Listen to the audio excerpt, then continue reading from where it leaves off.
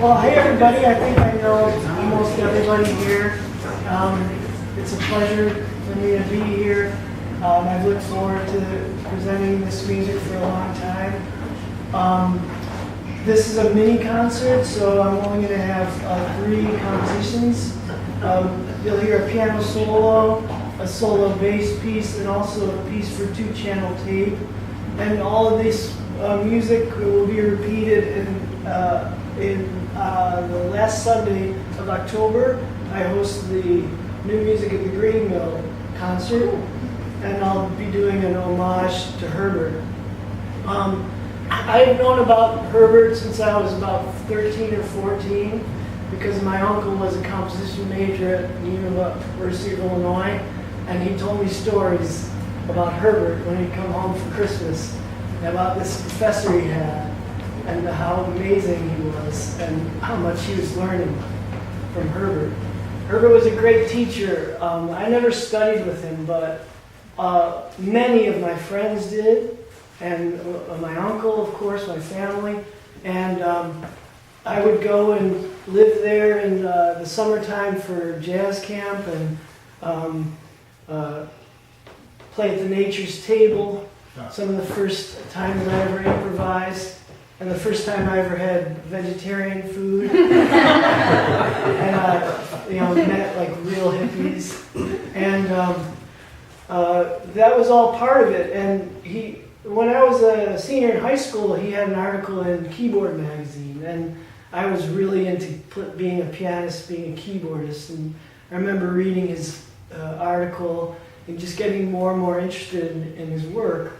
And now I teach a lot of the music you see on the walls. I teach with my students. I interpret a lot of these scores. And at the Green Mill, we're going to do some of the mutatis mutandis graphics, which are not improvised at all. The specificity of his instructions is really articulate. But this is only a small part of the kind of music he made. He also wrote very traditional pieces, and this one is a piano solo called The Laughing Third, which was written, I think, in 1995. The dates here. 1993. And it's a very short piano piece, and it's traditionally notated, and it relies heavily on the interval of a third, and it's a beautiful piece, and Pantelis Bolarakis will play it.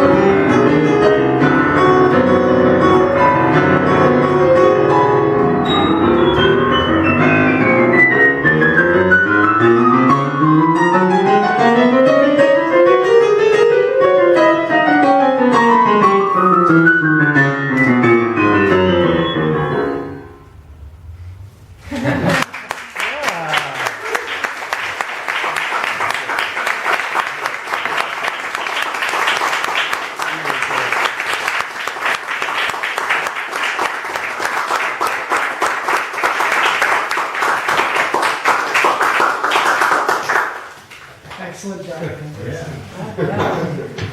Well, while Sam's going to get ready to play the solo bass piece, this morning I was reading one of Herbert's articles that he wrote, and also in addition to the computer cybernetics, the traditional musical scores, he was a brilliant writer as well. And I have a couple quotes here from an article that was called My Words and Where I Want Them, 1986. And here's an excerpt. As long as we do not claim the knowledge of absolute truth, and while believers cannot but make liars, listeners make storytellers, tell stories, and make composers compose music, and they know it. Jeff, what piece is this you're introducing? This is a piece called Per Contra Serenade Bassa, which is a serenade for bass, and it was written in 1977. And he did win a Lifetime Achievement Award, I believe, from the International Society of Bassists. So for this piece. For this piece, and he had I think he had a lot of bass player friends. I think Herbert liked bass players.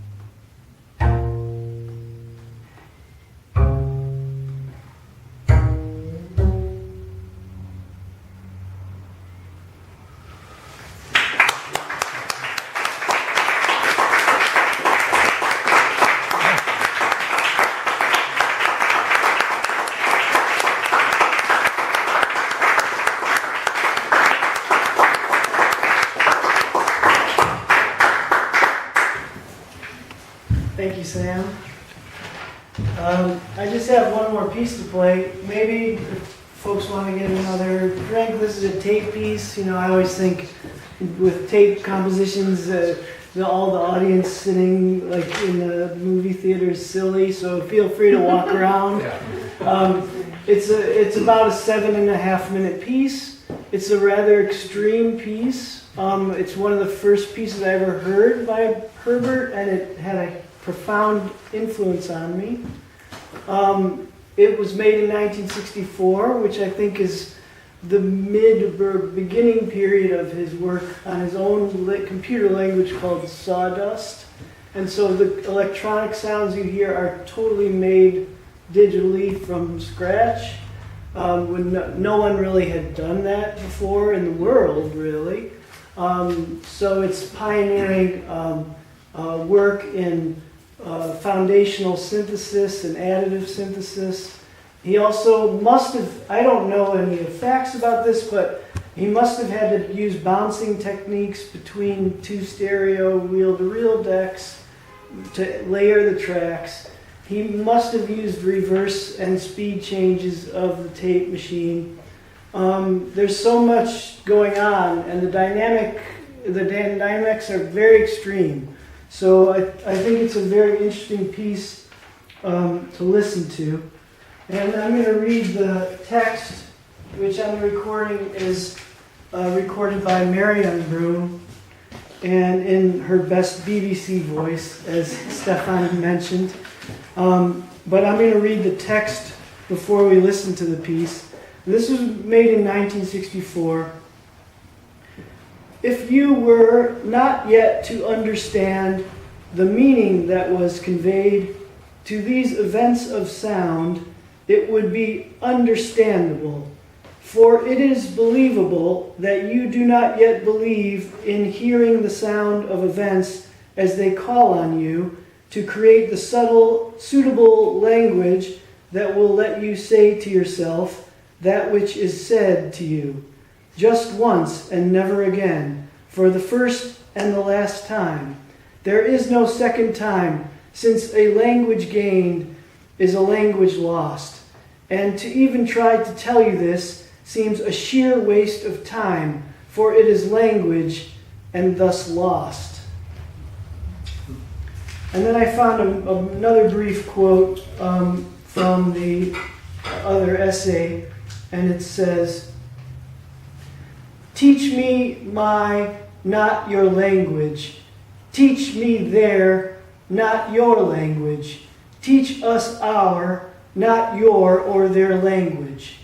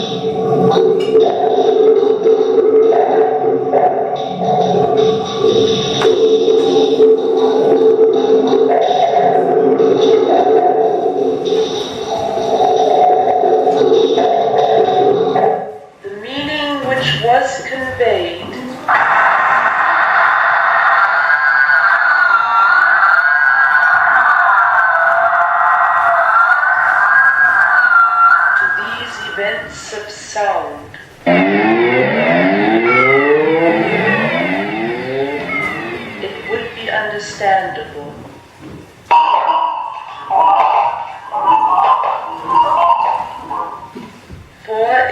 believable.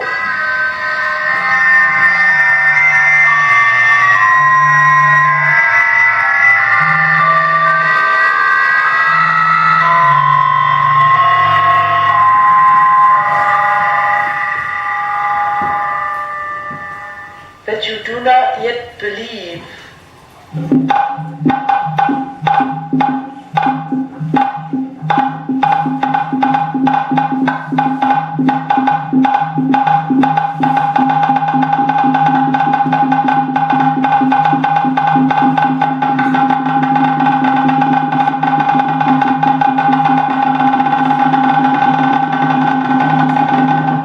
In hearing the sound of events,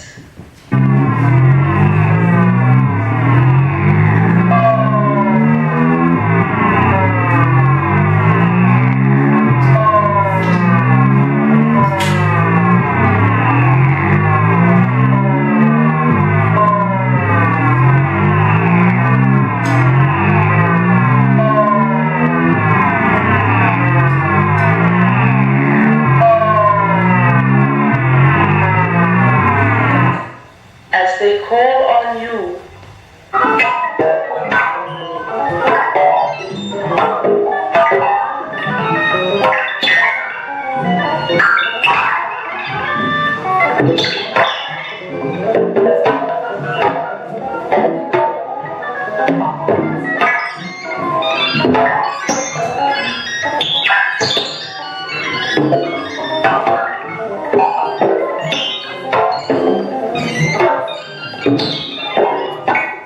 to create the suitable language.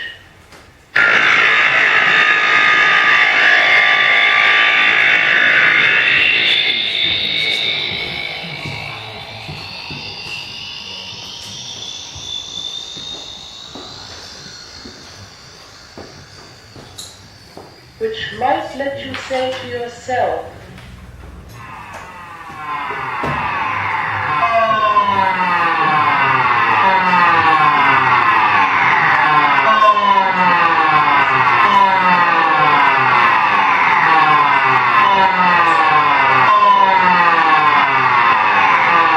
that which is said to you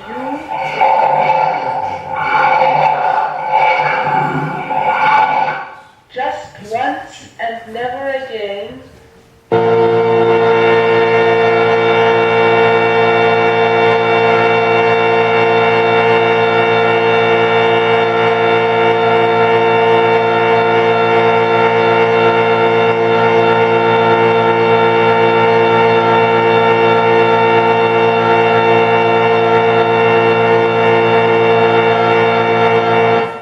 for the first and the last time.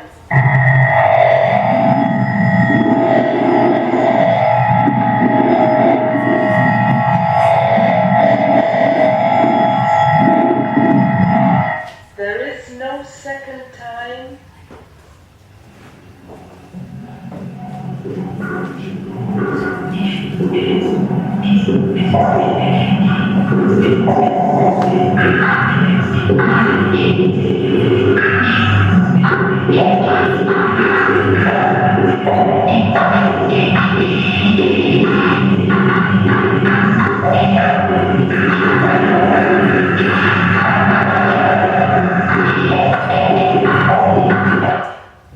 Since a language gained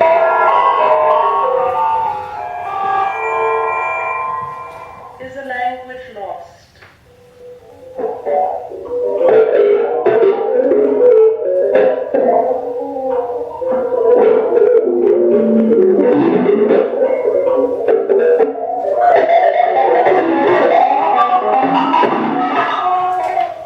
And to even try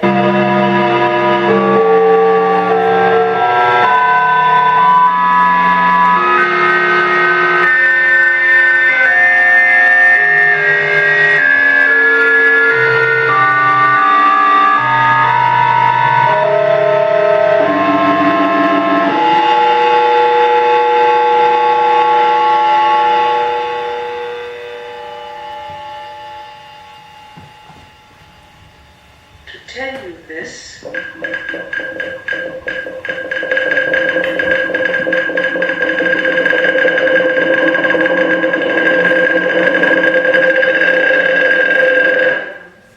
seems a sheer waste of time.